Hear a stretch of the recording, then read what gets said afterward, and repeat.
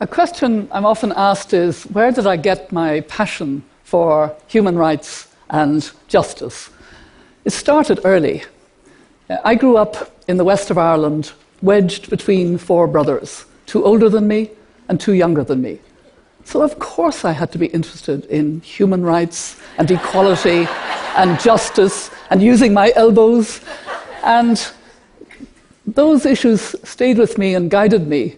And in particular, when I was elected the first woman president of Ireland from 1990 to 1997, I dedicated my presidency to having a space for those who felt marginalised on the island of Ireland and bringing together communities from Northern Ireland with those from the Republic, trying to build a peace. And I went as the first Irish president to the United Kingdom and met with Queen Elizabeth II, and also welcomed to my official residence, which we call Oras an Uachtaráin, the house of the president, members of the royal family, including notably the Prince of Wales. And I was aware that at the time of my presidency, Ireland was a country beginning a rapid economic progress. We were a country that was benefiting from the solidarity of the European Union. Indeed, when Ireland first joined the European Union in 1973, there were parts of the country that were considered developing, including my own beloved native County Mayo.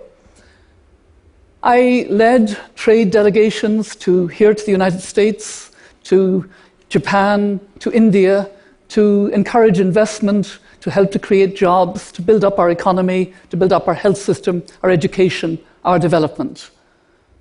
What I didn't have to do as president was buy land on mainland Europe so that Irish citizens could go there because our island was going underwater. What I didn't have to think about either as president or as a constitutional lawyer was the implications for the sovereignty of the territory because of the impact of climate change. But that is what President Tong of the Republic of Kiribati has to wake up every morning thinking about. He has bought land in Fiji as an insurance policy, what he calls migration with dignity, because he knows that his people may have to leave their islands. As I listened to President Tong describing the situation, I really felt that this was a problem that no leader should have to face. And as I heard him speak about the pain of his problems, I thought about Eleanor Roosevelt. I thought about her and those who worked with her on the Commission on Human Rights, which she chaired in 1948, and drew up the Universal Declaration of Human Rights. For them, it would have been unimaginable that a whole country could go out of existence because of human-induced climate change. I came to climate change not as a scientist or an environmental lawyer, and I wasn't really impressed by the images of polar bears or melting glaciers.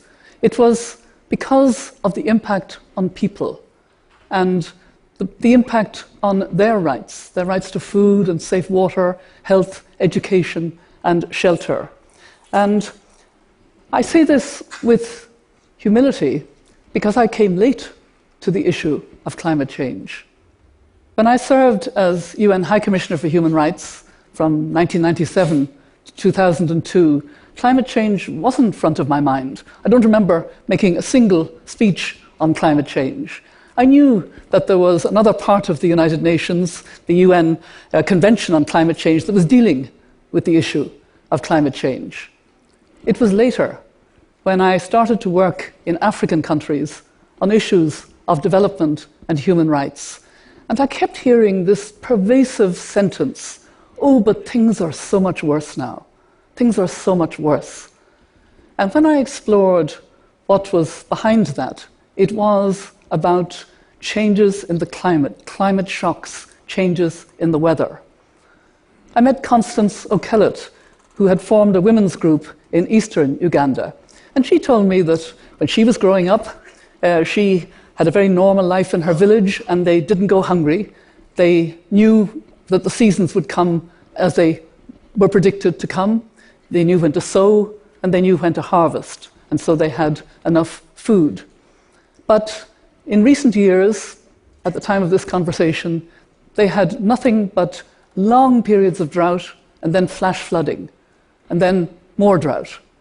The school had been destroyed, livelihoods had been destroyed, their harvest had been destroyed. She formed this women's group to try to keep her community together. And this was a reality that really struck me because, of course, Constance O'Kellett wasn't responsible for the greenhouse gas emissions that were causing this problem. Indeed, I was very struck about the situation in Malawi in January of this year. There was an unprecedented flooding in the country. It covered about a third of the country. Over 300 people were killed, and hundreds of thousands lost their livelihoods.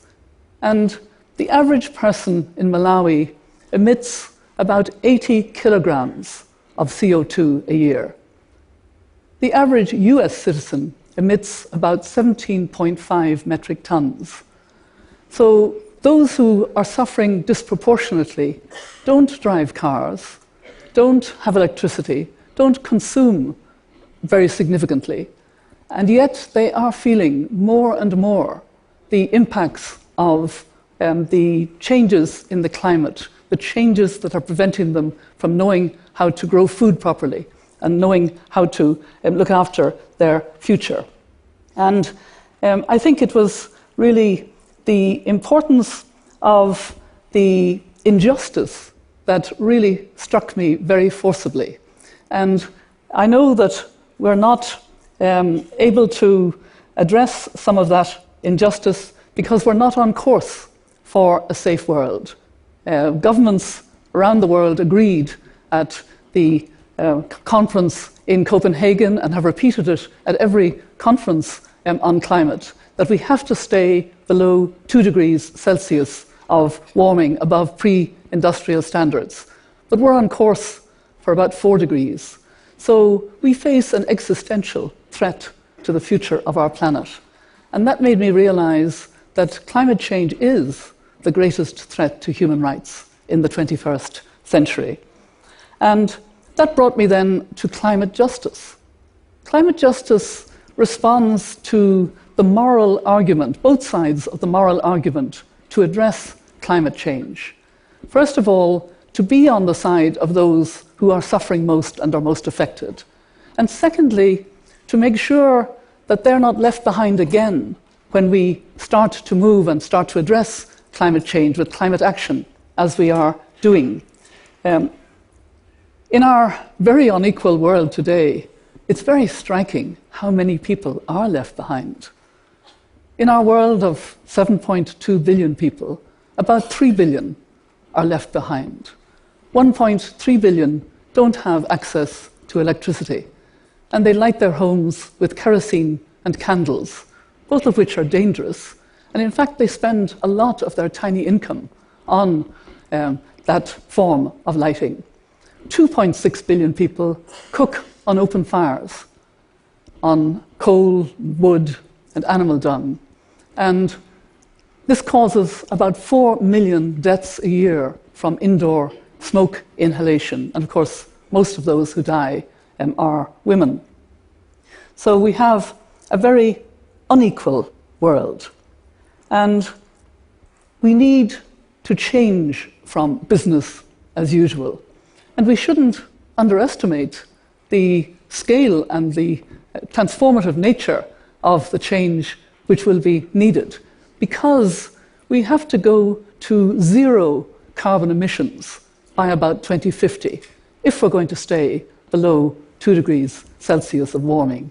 And that means that we have to leave about 2/3 of the known resources of fossil fuels in the ground.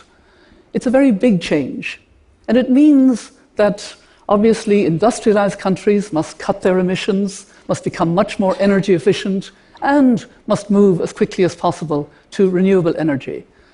For developing countries and emerging economies, the problem and the challenge is to grow without emissions, because they must develop. They have very poor populations. So they must develop without emissions. And that is a different kind of problem. Indeed, no country in the world has actually grown without emissions. All the countries have developed with fossil fuel and then maybe moving to renewable energy. So it is a very big challenge, and it requires the total support of the international community with the necessary finance and technology and systems and support, because no country can make itself safe from the dangers of climate change. This is an issue that requires complete human solidarity. Human solidarity, if you like, based on self-interest, because we are all in this together, and we have to work together to ensure that we reach the zero carbon by 2050. The good news is that change is happening, and it's happening very fast.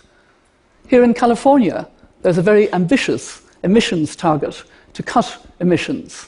In Hawaii, they're passing legislation to have 100% renewable energy by 2045. And governments are very ambitious around the world. In Costa Rica, they have committed to be carbon neutral by 2021. In Ethiopia, the commitment is to be carbon neutral by 2027. Apple have pledged that their factories in China will use renewable energy. And there is a race on at the moment to convert electricity from tidal and wave power in order that we can leave the coal in the ground. And that change is both welcome and is happening very rapidly, but it's still not enough, and the political will is still not enough. Let me come back to President Tong and his people in Kiribati. They actually could be able to live on their island and have a solution, but it would take a lot of political will. President Tong told me about his ambitious idea to either build up or even float the little islands where his people live. This, of course, is beyond the resources of Kiribati itself. It would require great solidarity and support from other countries, and it would require the kind of imaginative idea that we bring together when we want to have a space station in the air. But wouldn't it be wonderful to have this engineering wonder and to allow a people to remain in their sovereign territory and to be part of the community of nations? That is the kind of idea that we should be thinking about. Yes, the challenges of the transformation we need are big, but they can be solved. We are actually, as a people, very capable of coming together to solve problems.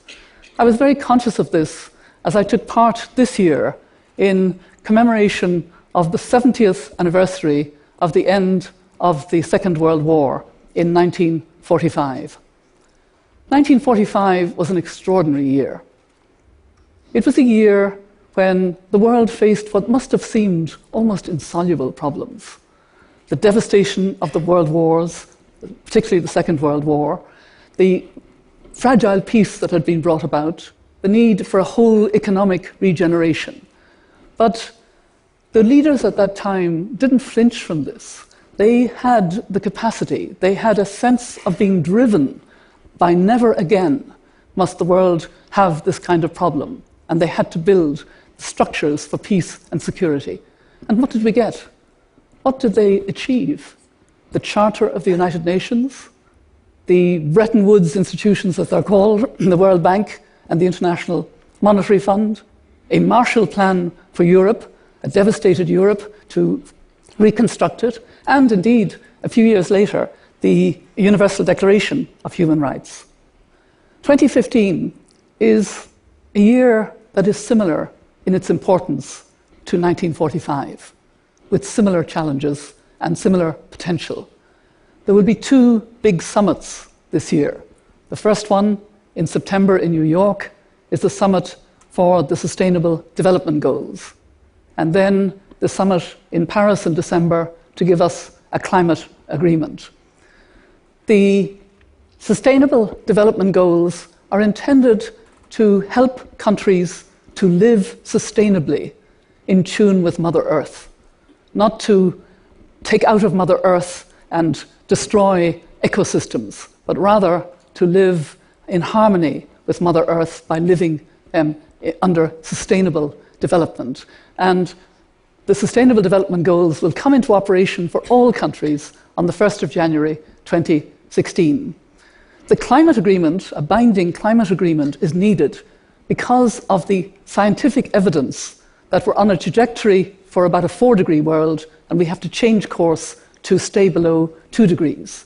So we need to take steps that will be monitored and reviewed so that we can keep increasing the ambition of how we cut emissions and how we move more rapidly to renewable energy so that we have a safe world. The reality is that this issue is much too important to be left to politicians and to the United Nations. It's an issue for all of us, and it's an issue where we need more and more momentum. Indeed, the face of the environmentalist has changed because of the justice dimension. It's now an issue for faith-based organisations under very good leadership from Pope Francis, and indeed the Church of England, which is divesting from fossil fuels. It's an issue for the business community. And the good news is that the business community is changing very rapidly, except for the fossil fuel industries. Even they are beginning to slightly change their language, but only slightly. But business is not only moving rapidly to the benefits of renewable energy, but is urging politicians to give them more signals so they can move even more rapidly. It's an issue for the trade union movement. It's an issue for the women's movement. It's an issue for young people.